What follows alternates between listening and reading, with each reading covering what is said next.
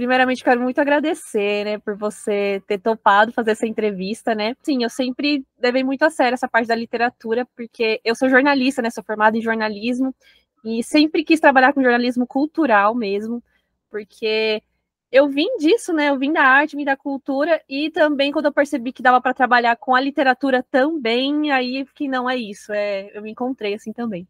Então eu fico muito feliz por você ter topado fazer essa entrevista, fui atrás do seu trabalho, né, para te conhecer um pouco, e fiquei muito feliz porque já desabafando assim mesmo, é muito difícil, né?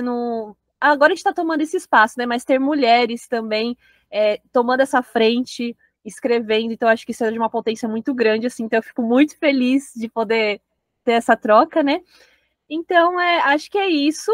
Antes de qualquer coisa, eu gostaria que você se apresentasse, que você falasse um pouco sobre você, conta pra gente coisas que você achar necessário sobre você, assim.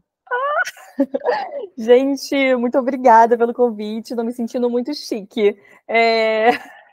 Então, eu sou a Ariane Castelo, né? Acabei de lançar agora o meu primeiro livro, Abismo de Celina, esse aqui. E, bom, eu sou formada em letras pela UFRJ, me formei já, acho que vai fazer 2 anos, provavelmente. E sempre gostei também de escrever. Acho que eu comecei ali a postar uma história em um site chamado Niar, quando eu tinha 13 anos. E aí era bem por diversão mesmo, para extravasar um pouco daquela criatividade, tirar ali as ideias, né, as vozes da nossa cabeça. E aí começou a ter os comentários, a galera, nossa, eu gostei. Eu, gente, isso daqui é legal, alguém gostou. E o melhor é que eu me escondia, né? Então não tinha meu nome, não tinha nada. Quem ia ali era pela história mesmo e tal. E aí passou uns anos e eu fui para a faculdade e deixei essa parte um pouco de lado, só que sempre esteve ali, né? Esse sonho de voltar a escrever. Então eu continuei me envolvendo com a literatura, sempre fui leitora também. E aí foi mais assim recentemente que eu tive a oportunidade de trabalhar, finalizar uma história, ir atrás dos passos, né?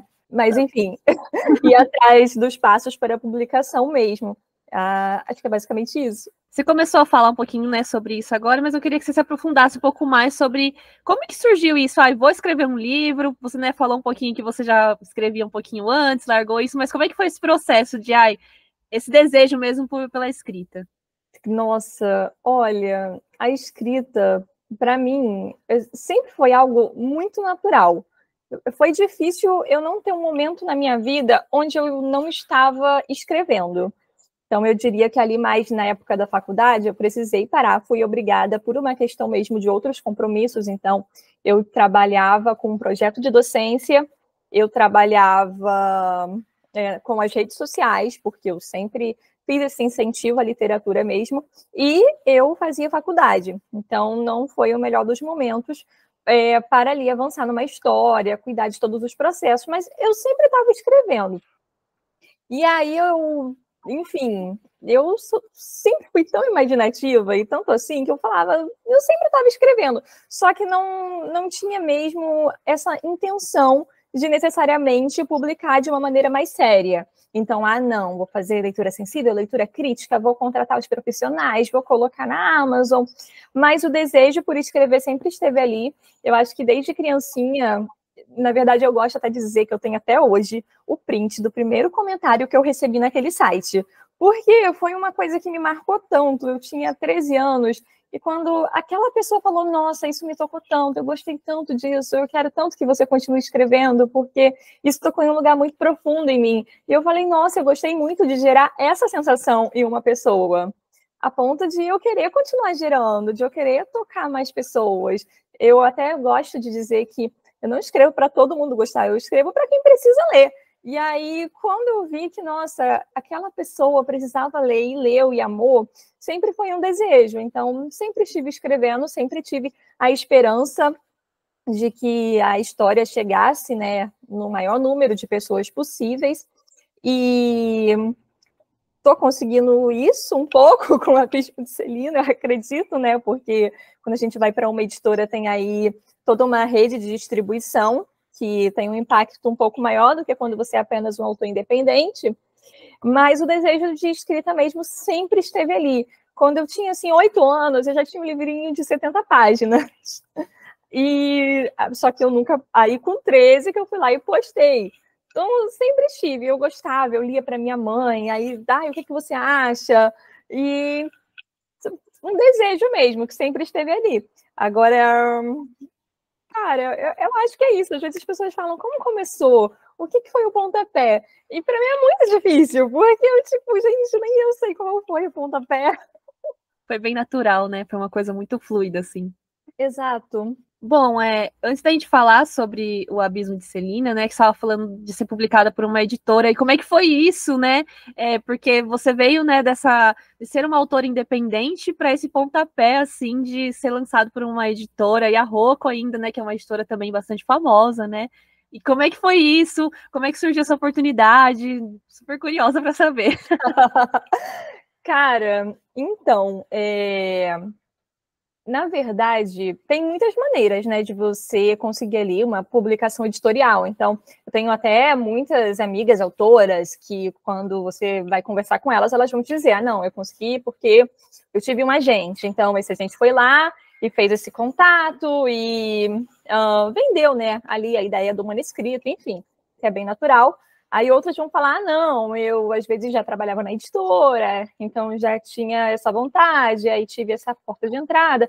Às vezes também é a editora que faz o convite, então tem editora, por exemplo, que vê, não, essa pessoa aqui lida muito com tal tema, é um especialista em tal tema, então você vai lá e convida aquela pessoa para escrever.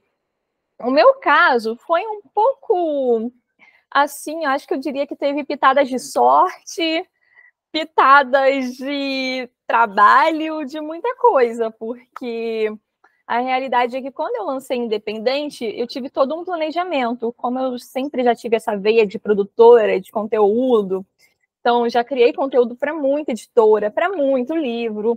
E aí, nossa, eu falei, agora é o meu. Então, peraí. E às vezes falar sobre o seu livro é mais difícil do que falar sobre o livro dos outros, juro. Mas eu segui fazendo isso, fui falando, fui tentando, e ali tentando realmente tornar a história o mais legal possível, falar vários pontos para que chegasse a diferentes pessoas com diferentes pontos, que fossem gostar de diferentes coisas, mas que se conectassem ali na mensagem em si. E aí foi dando certo, e o meu livro independente, ele já chegou a ser ali um dos 100 mais vendidos da Amazon, já teve ali um impacto muito bacana, o que às vezes é até difícil, porque quando muita gente vai para o top 100 da Amazon, geralmente está escrevendo ali uma história, né, às vezes bem erótica, que é o público mais... que vende muito na Amazon, né, que tem muita atenção, e tá tudo certo, ótimo. Mas aí a minha já era mais uma fantasia sombria, já... Então, foi ali uma coisa bacana, estar ali, ter alcançado aquilo. O livro acabou chegando em uma editora de aquisição da Rocco, que foi ler a história ali, né, não sei, uma curiosidade, falou, vamos ler, tá todo mundo comentando, vamos ver. E aí ela gostou, nossa, gostou muito da escrita, gostou da história, gostou, enfim, de várias coisas ali. Então, aí eu recebi esse convite de transformar em uma nova edição e lançar pela editora Rocco. E é isso. Ai, eu sou muito grata, fico muito feliz, gente. Eu nem acredito contando. Bom, então vamos falar sobre o seu livro, né? Queria que você introduzisse um pouco sobre ele, falasse um pouco dessa narrativa, o que as pessoas vão encontrar quando se depararem com o seu livro. Faz aquele marketing do seu livro. O marketing. O Abismo de Celina é a história sobre uma garota que entra em um incêndio para salvar o gatinho ali que ela tanto ama. O Vim, gente, eu amo o gatinho dela. Ele foi, inclusive, inspirado em um gatinho que mora aqui no meu condomínio. Ele sempre vem correndo falar comigo e a aparência é igualzinha.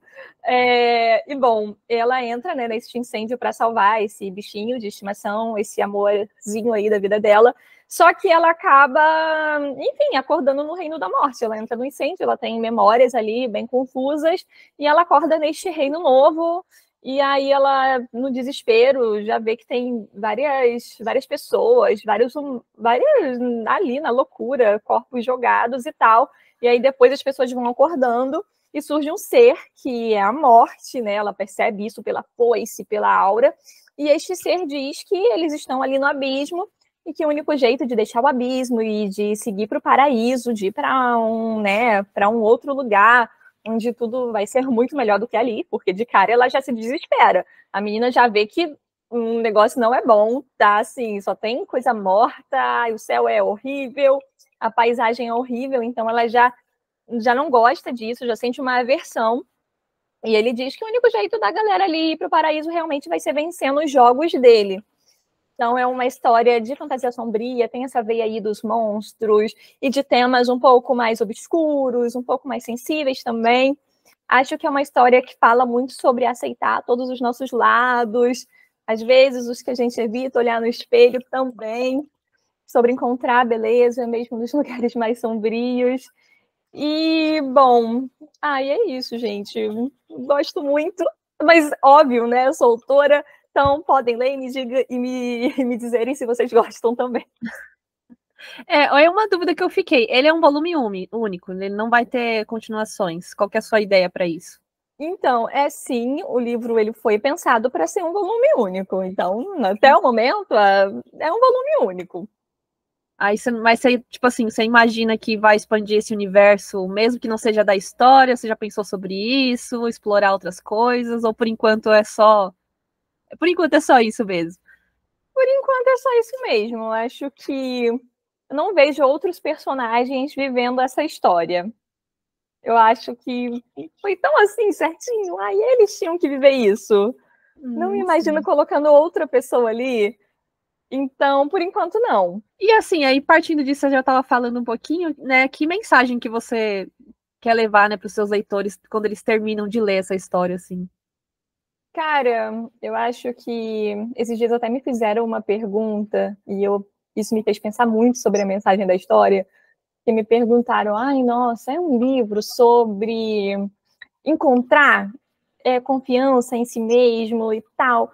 E eu falei, caramba, de fato é também. A Celina, ela ali é a protagonista, é a heroína da própria história. Mas uma mensagem que eu levo muito a sério nesse livro é de que está tudo bem pedir ajuda. De que você deve pedir ajuda, de que pedir ajuda às vezes é o maior ato de coragem que alguém pode ter. Então, eu acho que isso é algo que eu levo muito a sério, assim, como mensagem dessa história, de peça ajuda, nem sempre você precisa fazer tudo sozinho, nem sempre você precisa vencer todos os obstáculos e tudo mais. Então, é muito, acho que, sobre aceitação, sobre aceitar nossos lados e as imperfeições, e sobre olhar com mais gentileza para dentro e para fora, mas também sobre saber aí quando pedir ajuda, e acho que a história tem algo legal a dizer sobre isso. Assim, aí indo para aspectos mais profundos assim, e reflexivos, né? A fantasia ela tem, né, tomado um espaço muito maior, né, nos últimos tempos. E uma coisa que desde que eu comecei a trabalhar com essa parte, né, de literatura, que eu percebo é que a fantasia nacional ela tem tomado um espaço maior, né? Mas eu ainda também sinto algumas dificuldades, né? As pessoas ainda relutam um pouco em ler coisas nacionais. Eu queria saber se você sente isso com a sua obra, ou se é uma coisa que você observa também, como é que você encara esse fato, assim, especialmente, né, por estar escrevendo um livro de fantasia e no Brasil, assim. Nossa, assim, eu penso muito, né, na minha época apenas como leitora, porque demorou até os livros nacionais entrarem, né, no meu radar. Porque, em geral, a gente, né, como público leitor, muitas vezes vai ler os livros que são mais indicados, então o livro que o nosso amigo chega e recomenda, o livro que a gente vai ali na rede social e está todo mundo falando sobre, o livro que, quando você entra na livraria, está ali na vitrine e tem toda uma decoração linda para ele. Então, de início, são as coisas que chamam a nossa atenção. Óbvio, já encontrei muitos livros que eu adoro e que não são comentados, nunca foram, e que eu achei por acaso.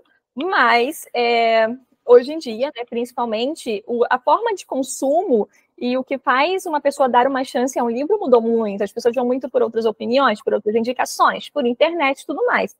E aí, além de já ter um preconceito inerente com tudo que é nacional, porque o Brasil tem isso vai acontecer às vezes com filme, com livro, não é uma coisa, né, restrita ao nosso mercado, à nossa carreira, já acontece mesmo, infelizmente, já é um problema aí cultural, e além disso ainda tem a questão de ainda que temos livros de fantasia hoje em dia bem mais do que tínhamos antes, porque antes, nossa, contava em uma mão. Hoje em dia, se você vai numa livraria e vê os livros de fantasia nacional, você já começa a contar em 2, já vai chegando em 3, ainda é mínimo, mas ainda é melhor do que antes, e a tendência é que melhore ainda mais. Mas só que ainda assim, os livros, mesmo estando ali, nem sempre eles vão chegar com facilidade no leitor. Então, até chegar no leitor é toda uma questão. Então, é uma questão, às vezes, de marketing, de comunicação. E aí, quando chega também no leitor, óbvio, acontece daquele leitor realmente, nossa, mas é nacional, então, não sei, será que vale? Será que não? A pessoa vai pensar 2 vezes. Talvez quando se fosse um livro gringo, pensasse só uma. E às vezes com o nacional vai pensar um pouco mais. Eu recebi comentários de pessoas, por exemplo, que eu fiquei assim, chocada, e me disseram, nossa, o seu livro é o primeiro nacional que eu li. Eu ficava, gente, chocada, ou algo do tipo. Então, é muito comum. E às vezes a gente fica na nossa bolha, né, e vê tudo tão lindo, porque, nossa, como autora nacional, eu atraio as pessoas que, né, já tem ali uma fácil relação de ler autores nacionais. Então, eu nem imaginava que tinha tanta gente que, por alguma razão, não leria. Mas aí também não acho que seja impossível chegar nessas pessoas e informar mesmo. Acho que a partir do momento que os influenciadores abraçam, que a editora abraça, né, a gente vai conseguindo, vai conquistando, vai chegando. Sim, a gente vai. Aos pouquinhos, a gente vai chegando. É um trabalho em conjunto também, né? Porque é um trabalho dos escritores, de quem também divulga isso, né? De quem faz esse trabalho, porque a internet ela tá ajudando muito a gente nisso hoje, né? A gente chegar em mais pessoas. Eu também Com comecei a certeza. consumir muita coisa nacional, muita fantasia nacional, e a gente coloca até no top 10 da vida mesmo. Nossa, sim, hoje em dia tem muitas. Nossa, Mariposa Vermelha, a Lenda da Caixa das Almas, a galera tá aí. E aí, deem uma chance que vocês vão gostar. Você tem planos como escritora, né? E quais são esses planos? Se você pode falar esses planos também, ou como é que tá isso por enquanto? Olha, eu tenho sim, né, alguns planos. Atualmente eu estou escrevendo uma fantasia que se passa no Rio de Janeiro. Então, tem toda uma questão ali. É um Rio de Janeiro um pouco diferente, onde algo aconteceu, então não é o Rio de Janeiro que a gente conhece exatamente. E estou muito empolgada, ainda não sei o que exatamente eu vou fazer com essa história, mas eu tenho um desejo de colocar uma história na Amazon, de ser ali uma porta para os meus leitores, porque eu sinto que é interessante quando você tem livros publicados em editoras, mas eu acho que tendo algo ali na Amazon de fácil acesso, que a pessoa pode te conhecer por aquilo, nossa, vi aqui, legal, já está pronto, é só ler. Pode ser algo interessante, até porque às vezes fica no Kindle, né?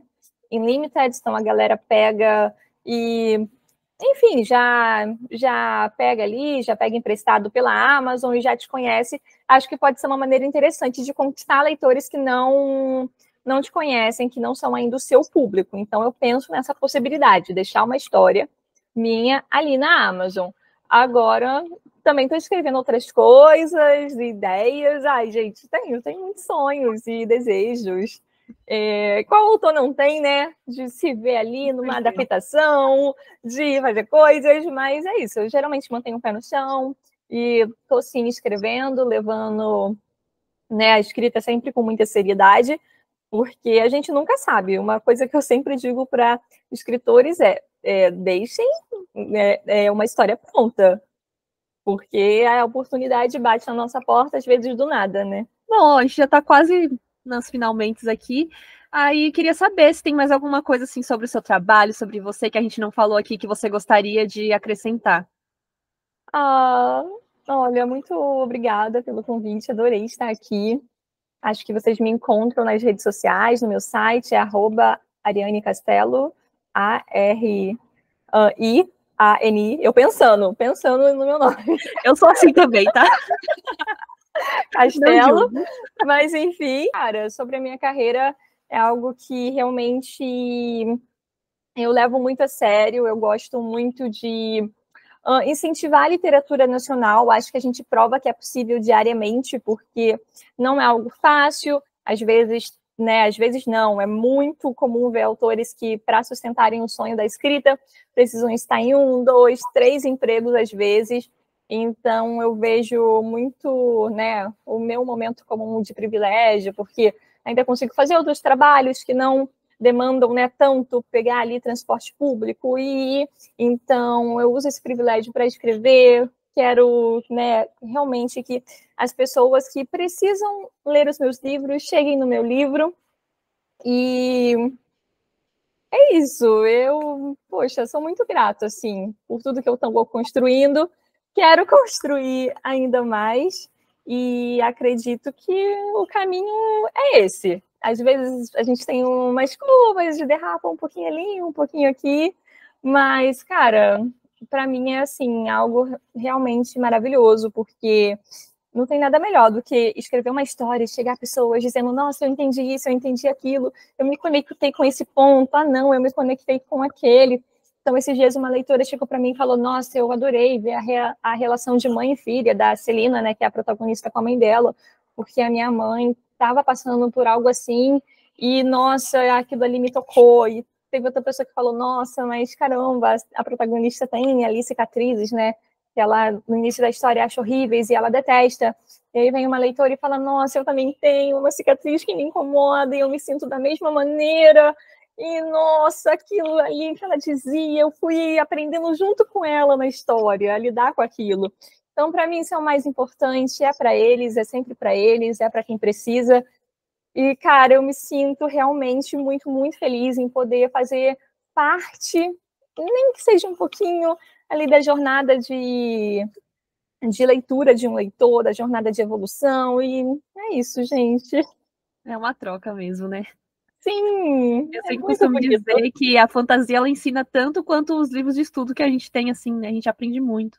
Com certeza. E aí, só para a gente finalizar, assim, o que você diria para uma pessoa que quer começar a escrever, mas que ainda não se sentiu motivada? Eu acho que eu senti muita motivação de você, então.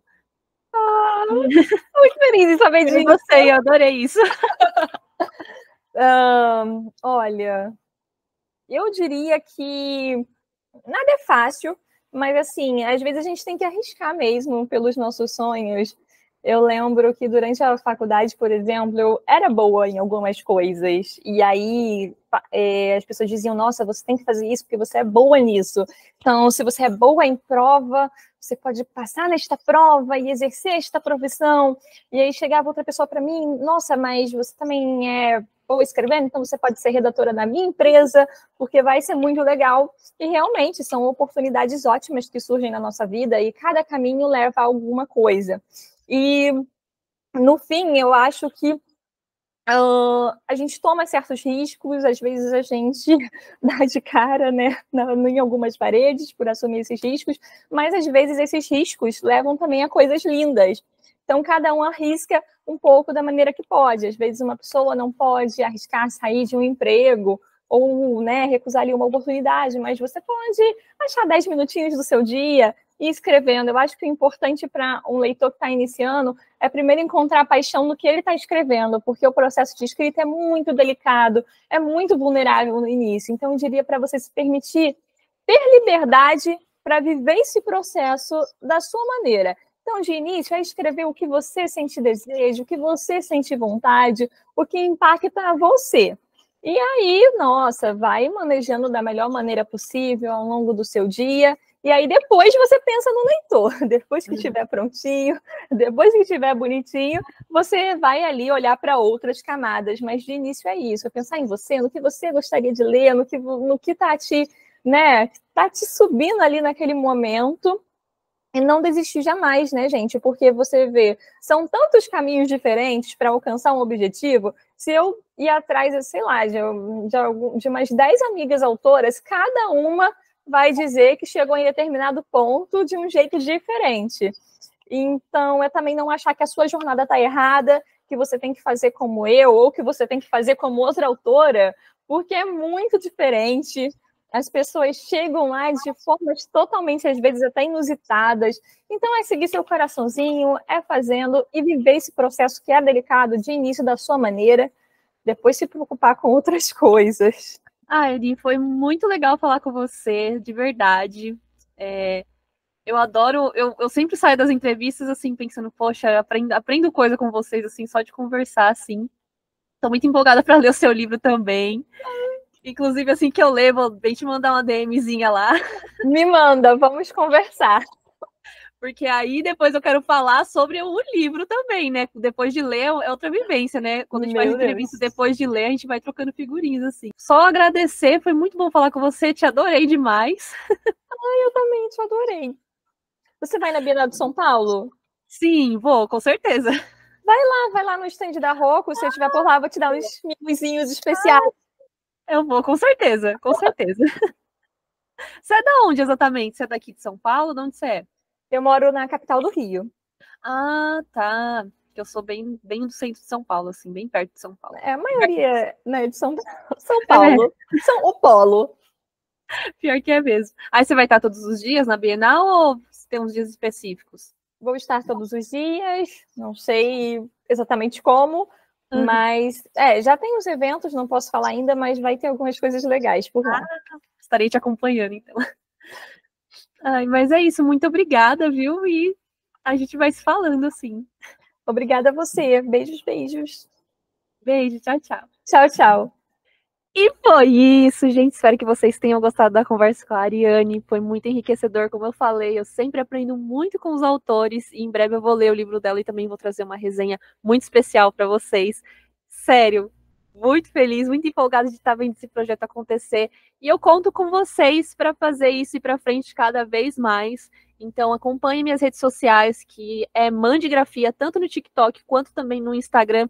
Lá eu vou estar sempre trazendo coisas voltadas para arte, literatura, história, enfim, tudo que envolve o meu trabalho atualmente. E claro, né, manda pra galera esse episódio do Mande Notícias. Um beijão no coração de vocês e eu encontro vocês daqui 15 dias.